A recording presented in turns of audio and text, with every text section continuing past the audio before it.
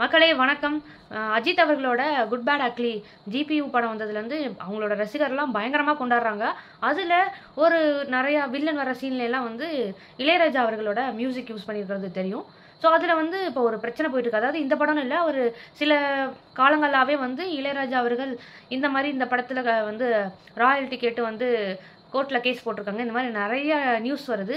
அதாவது காப்புரிமை அப்படிங்கிறாங்க. அவர் எழுதி அவர் டைரக்ஷன் பண்ண பாட்டுக்கு ஒரு மியூசிக் டைரக்டராக டைரக்ட் பண்ண பாட்டுக்கு எங்ககிட்ட வந்து காப்புரிமை வாங்கணும் அப்படின்னு சொல்லி அதுக்கான இழப்பீடு கொடுக்கணும், எங்ககிட்ட பெர்மிஷன் வாங்காமல் போட்டுடுறதா அப்படின்னு சொல்லி ஒரு 2-3 கேஸ் எனக்கு தெரிஞ்சு இன்னும் எத்தனை நடந்திருக்குன்னு தெரியல. அதில் இந்த ஏகேவோட படம் இப்போ வந்திருக்குல்ல, குட் பேட் அக்லி படத்தில், அந்த படத்துக்கு 5 கோடி வந்து நஷ்டஈடு கேட்டு வழக்கு போட்டிருக்காரு. அதுக்கு வந்து எல்லாருமே வந்து நிறைய பேர் வந்து கண்டனம் தெரிவிச்சிருக்காங்க. அவங்க தரப்பில் வந்து என்ன சொல்கிறாங்கன்னா, குட் பேட் அக்லி படத்து தரப்பில் என்ன சொல்கிறாங்கன்னா, இந்த மாதிரி நாங்கள் படம் அந்த படத்துல இருந்து தானே பாட்டு வரும், அந்த படத்தை டைரக்ட் பண்ண ப்ரொடியூசர்கிட்ட, என்ன ப்ரொடியூசர் தானே காசு போட்டு படம் எடுக்கிறாங்க, ஸோ அவங்கக்கிட்ட வந்து நாங்கள் பெர்மிஷன் வாங்கிட்டோம் அப்படிங்கிற மாதிரி விளக்கம் கொடுத்துருக்காங்க. இப்போ இது வந்து ரொம்ப நாளாகவே இந்த பிரச்சனை வந்துட்டு இருக்கு. இது வந்து இசைஞானி இளையராஜா அவங்க எவ்வளோ பெரிய ஆள் அப்படிங்கிறத வந்து தாண்டி நிறைய பேர் வந்து இதுக்கு வந்து ஏன் இவர் இப்படி பண்ணுறாரு அப்படிங்கிற மாதிரி ஒரு பேடான ஒரு ஒப்பீனியன் வந்து இளையராஜா அவங்க மேலே வந்து இசைஞானி மேலே வைக்கிறாங்க.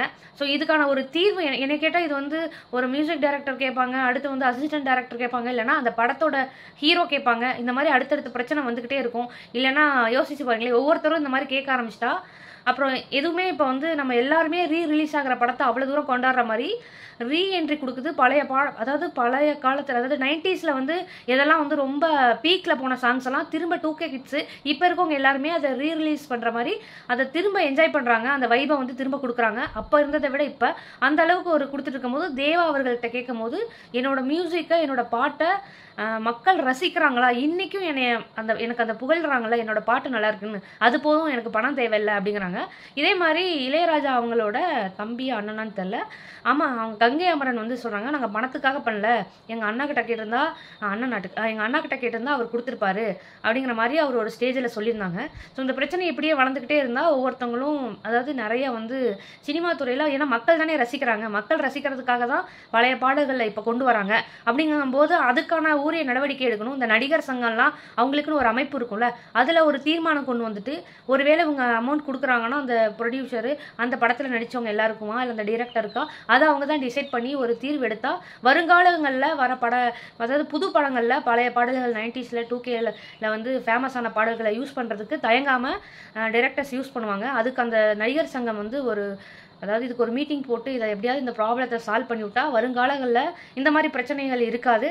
இந்த பிரச்சனையை பற்றி நீங்கள் என்ன நினைக்கிறீங்க? ஸோ இவர் வந்து காப்புரிமை கேட்டு இசைஞானி அவர்கள் வந்து ஒரு கோர்ட்டில் கேஸ் போட்டுறதும், இவங்க தரப்பில் சொல்கிற நியாயமுமே ரெண்டே நியாயமாக இருக்க மாதிரி இருக்குது. ஆனால் இதை வந்து எப்படி சரி பண்ணுற, கண்டிப்பாக இதை சரி பண்ணியே ஆகணும். ஒவ்வொருத்தவங்களும் இந்த மாதிரி கேட்க வந்துட்டால் அது பிரச்சனையே ஆகிரும். அந்த படத்தில் நடித்த ஹீரோ இல்லை ஹீரோயின் இந்த மாதிரி யார் வேணாலும் கேட்கலாம். ஸோ சிங்கர் பாடியிருக்கேன், எனக்கு நான் லிரிக் ரைட்டர், நான் வந்து லிரிக் எழுதியிருக்கேன், எனக்குன்னு அப்படி எல்லாருமே வந்துட்டா அது பிரச்சனை இன்னும் அதிகமாகும். இந்த பிரச்சனையை வந்து நடிகர் சங்கம் வந்து தீர்க்கணும்னு நான் கேட்டுக்கிறேன். அதே மாதிரி நீங்கள் இதில் உங்களுக்கு என்ன நியாயம் தோணுதுன்னு மறக்காமல் வந்து கமெண்ட் பண்ணுங்கள். தேங்க்யூ.